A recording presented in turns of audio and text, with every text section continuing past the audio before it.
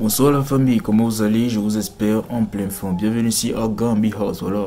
Les gars, hier, Amron a fait un live dans lequel il a dénoncé tout ce qui se passe, notamment le conflit entre Raoul Leblanc, Zaka Bombo et tout ce qui se passe sur les réseaux sociaux actuellement, vous connaissez.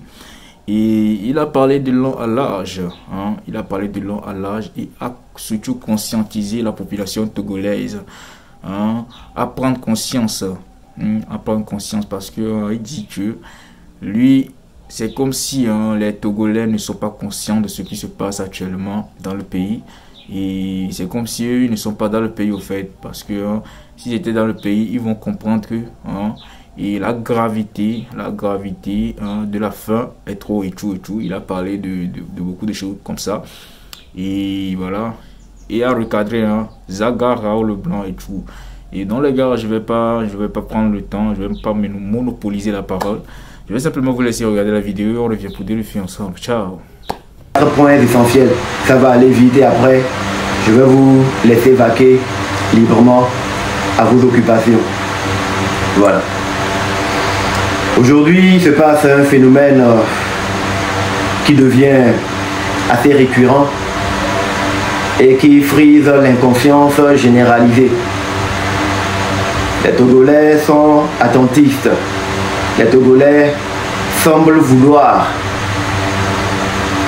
voir un seul individu ou un petit groupe d'individus se mouiller ou se sacrifier pour que le changement auquel nous aspirons tous en tant que Togolais, nous puissions voir ce changement advenir.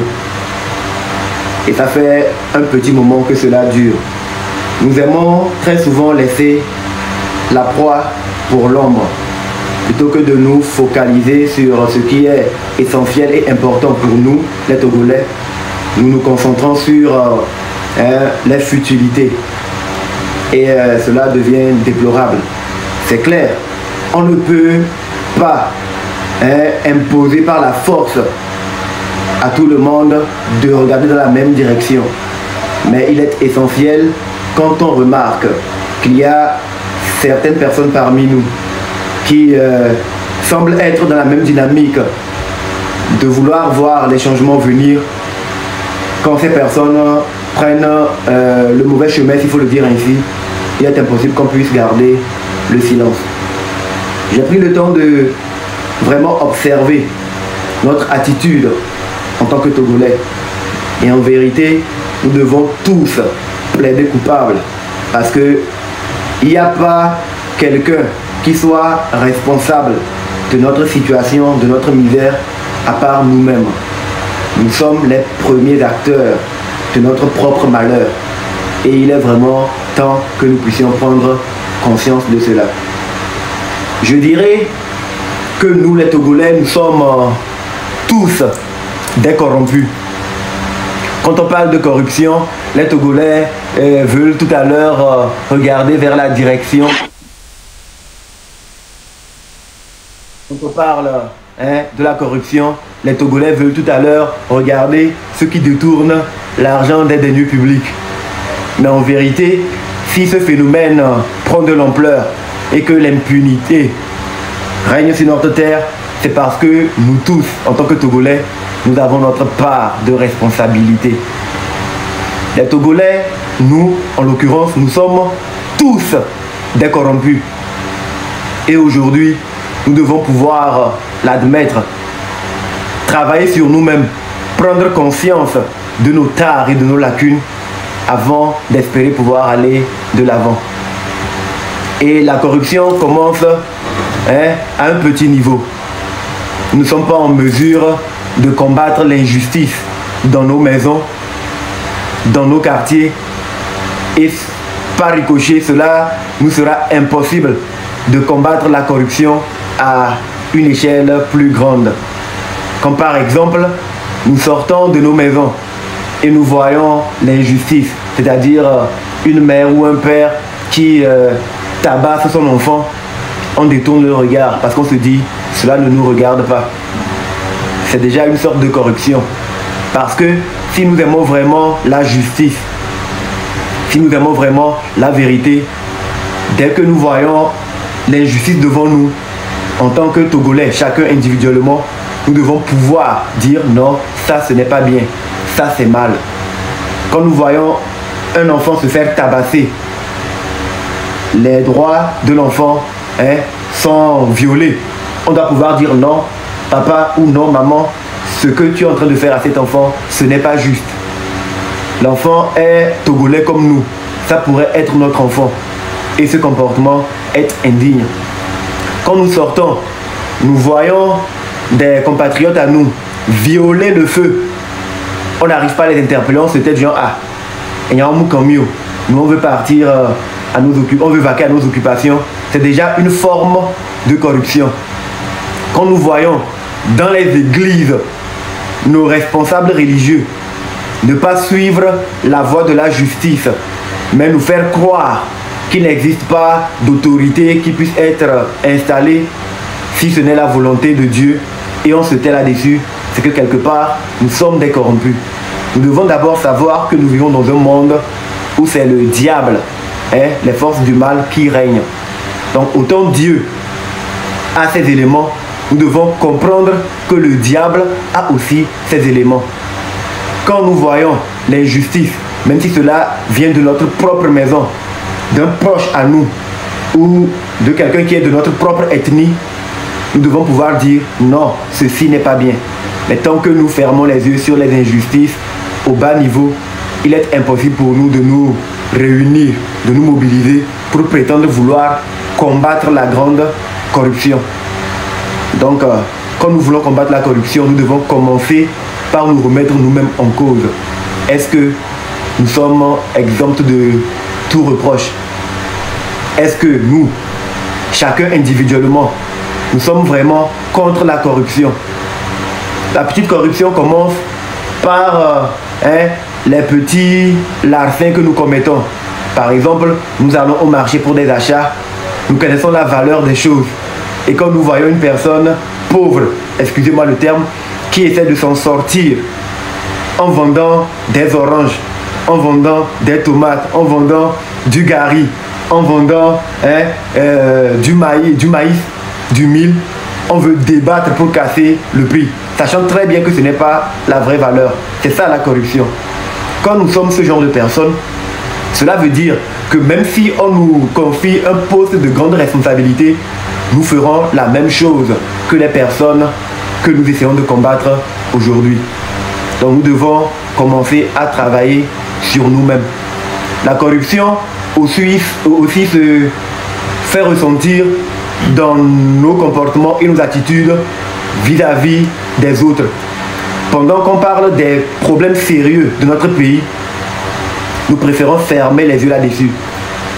Quand on parle des communautés qui manquent d'eau potable, nous ne sommes pas en mesure de pouvoir lever là-bas pour dire non, nous sommes tous des Togolais.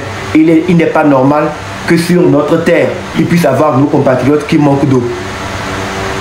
On se tait là-dessus parce que dans ça ne nous regarde pas, nous avons de l'eau. Mais il suffit qu'on se mette à parler de la vie privée d'une personne, on voit qu'il y a beaucoup d'engouement autour de ces sujets-là.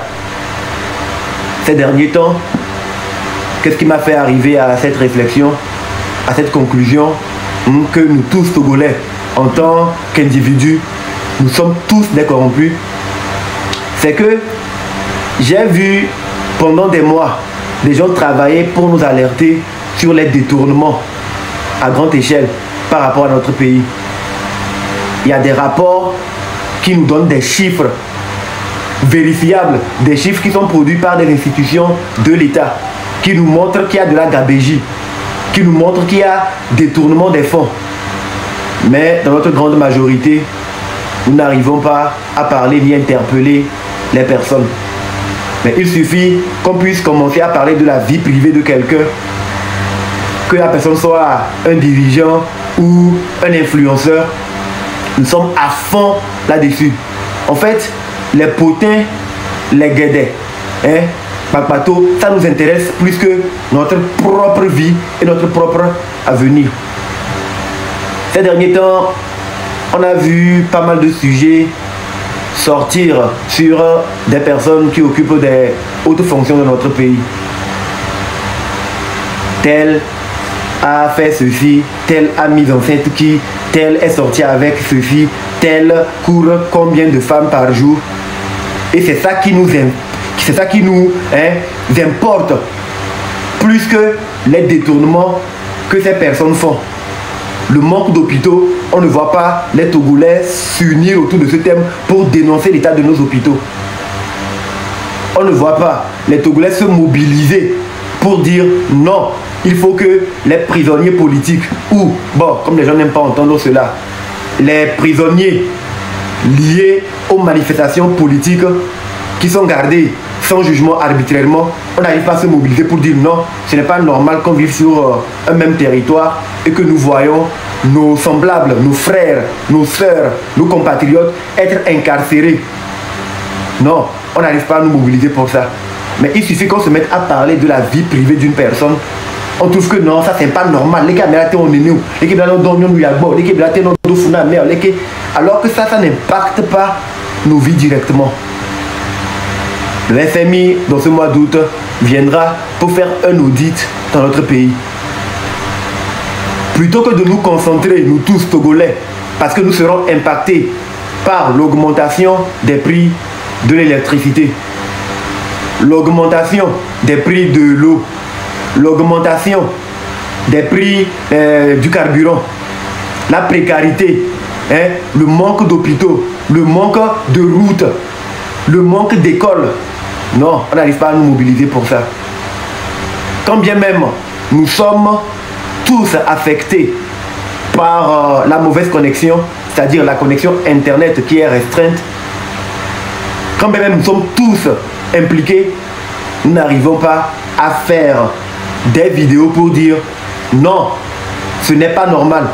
Nous ne pouvons pas payer avec notre propre argent que nous gagnons pour la plupart difficilement pour avoir une connexion, accéder à des services et qu'en face, nous ne pouvons pas avoir la connexion comme cela se doit. Nous n'arrivons pas à le faire.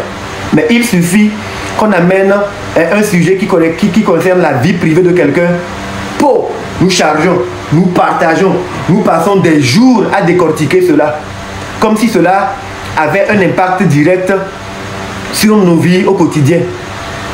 À vrai dire, il faut qu'on soit sincère, nous ne sommes pas parfaits.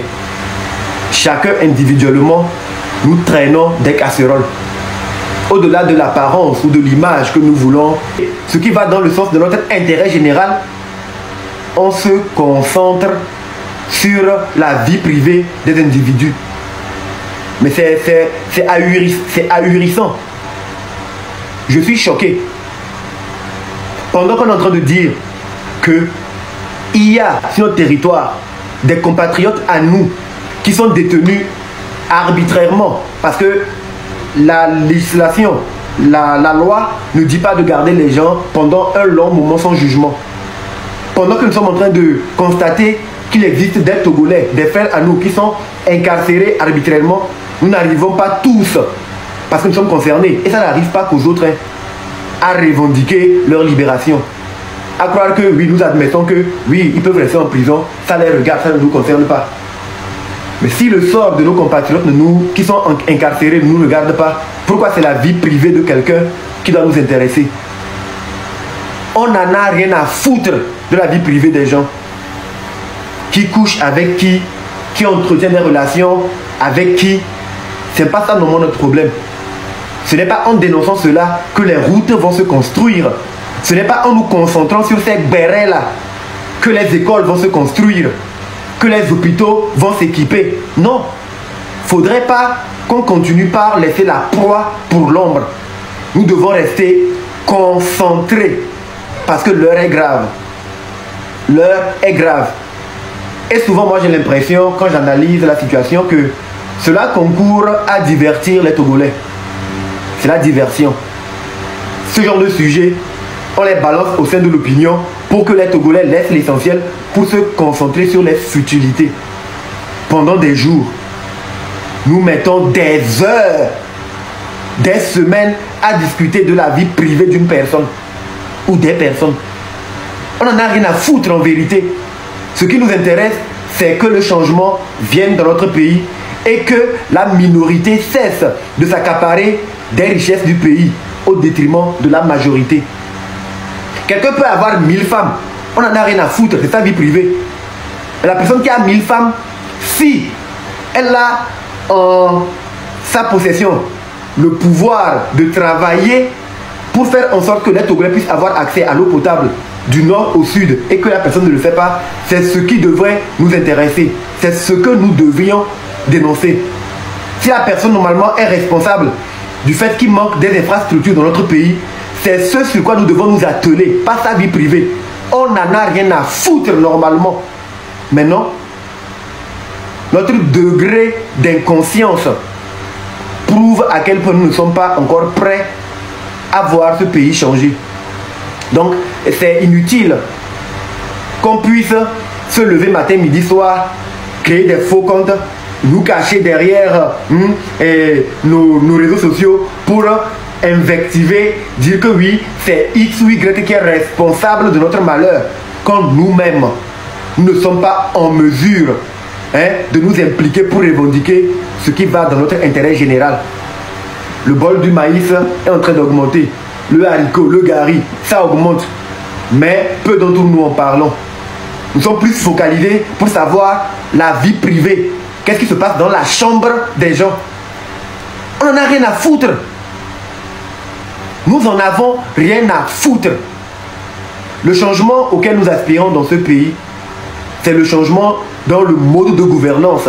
C'est ce qui devrait être notre priorité. Les Togolais n'ont pas inventé le béret. Nous l'avons importé de la Côte d'Ivoire. Le béréitisme, nous l'avons importé de la Côte d'Ivoire. C'est-à-dire que les Togolais sont plus les Ivoiriens sont plus dans le divertissement que nous les Togolais. Dans les buzz, les Ivoiriens sont champions plus que les Togolais. Mais quand il s'agit de l'intérêt national, quand il s'agit de l'intérêt souverain des Ivoiriens, les Ivoiriens nous enseignent toujours de grandes leçons. Ne sommes-nous pas des hommes comme les Ivoiriens? Si nous voulons copier les Ivoiriens, pourquoi ne pas les copier même dans les actions qui peuvent servir nos avantages? Et nous perdons nos temps dans le béret,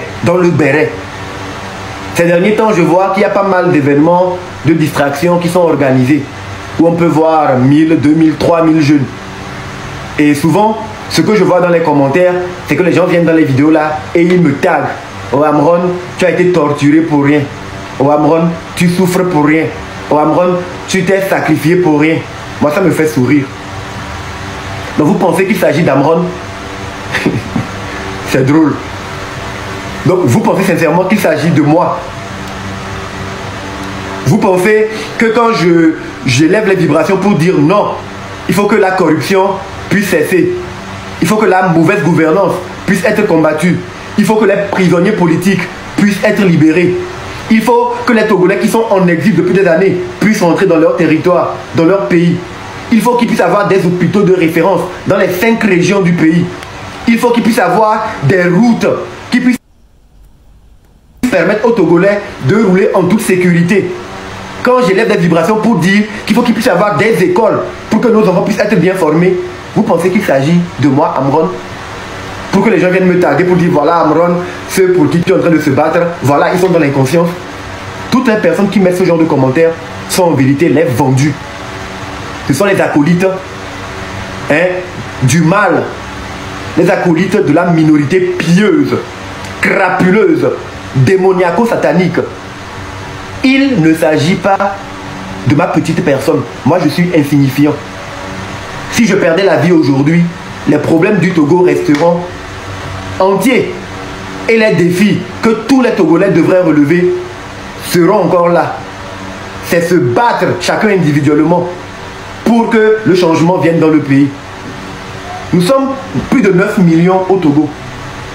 À Lomé, un peu plus de 3 millions. Donc un événement qui rassemble 3000 jeunes, 4000 jeunes, même 5000 jeunes ne devrait pas sous-entendre que Oui, Amron, tu t'es battu pour rien. Tu vois, il y a 5000 jeunes dehors. Que symbolise 5000 jeunes à Lomé qui sortent pour un événement dans les plus de 3 millions que nous sommes? C'est vrai, il y en a qui ne sont pas conscients de ce dans quoi nous sommes. C'est vrai, il y en a qui ne sont pas conscients ou qui ne sont pas impliqués pour voir le changement venir dans notre pays. Mais les personnes qui se sentent concernées par la situation difficile de notre pays, pourquoi ne pas se concentrer sur l'essentiel?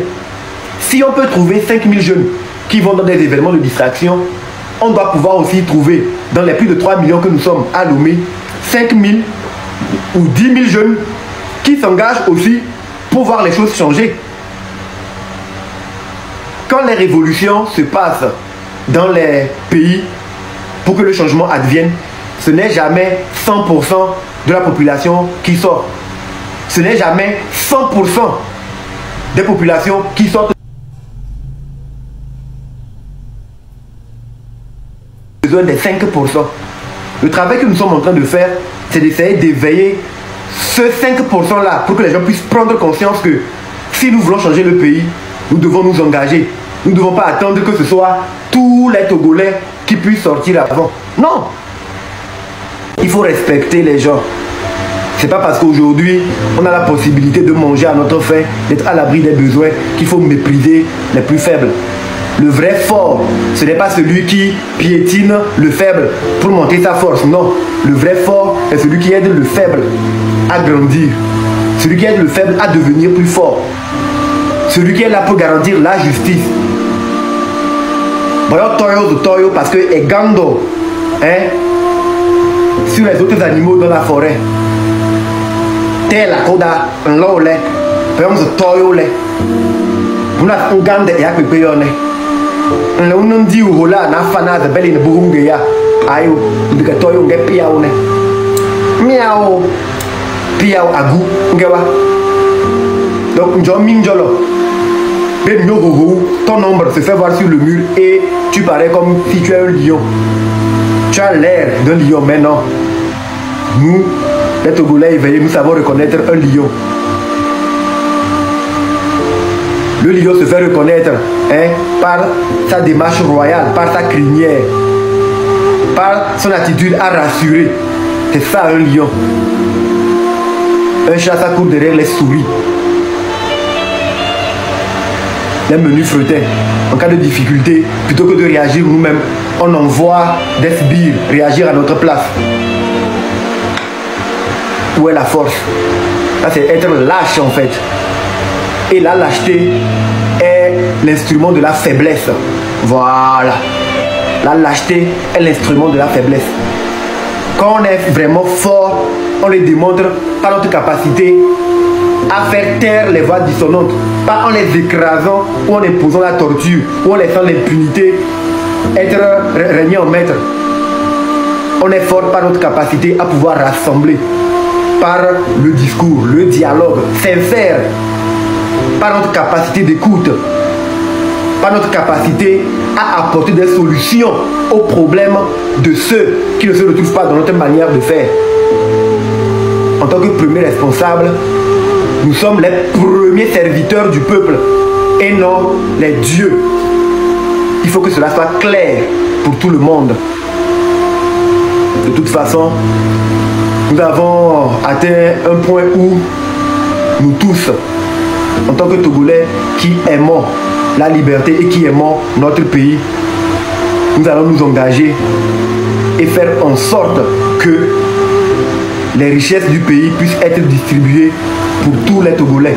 Ce n'est pas rassembler lors de certains événements des jeunes Togolais pour leur distribuer des miettes, pour paraître magnanime. Ce n'est même pas notre argent. Non. C'est pouvoir mettre à disposition des hôpitaux de référence dans les 5 régions à des coûts abordables. C'est comme ça redistribuer les richesses du pays. Construire des universités de référence parce qu'on pense à l'avenir de la jeunesse. C'est ça, redistribuer les richesses du pays. Faire en sorte que plutôt que de courir tout le temps s'endetter pour que le FMI vienne nous dire à nous qu'il faut augmenter des taxes, augmenter des impôts, augmenter le prix de l'électricité, le prix de l'eau, le prix du carburant et autres, faire en sorte que les recettes puissent revenir dans les caisses de l'État. C'est ça en fait notre premier rôle. Ce n'est pas être nous seuls suffisamment riches, insolemment riches, pendant que le Togolais lambda ou le Togolais moyen manque du strict minimum. Il n'y a aucune fierté à cela. Il n'y a aucune fierté à cela. Poyodando et az bodoe. Poyodole et az meko bebe moi tete. Serwe kanyam to kalambanto. Bada hiwe tevenum. Hey. Les black mbo. Tevenum le. Periodo do kakarti blauda. Ita soyado. Ita soya tete bem. Tete bengeler le zodo tewetoda. Ama tevenum le. Periodo tevenum. Et voilà gars, j'espère bien que vous avez tous suivi la vidéo. Du début jusqu'à la fin, vous avez écouté tout ce que Amoron a eu à dire. Et oui, c'est ça, hein, c'est ça. Il a parlé, il a beaucoup parlé. Et vous avez écouté ses propos, hein, sa désolance. Parce que, et pour ceux qui ne le savaient pas, il avait demandé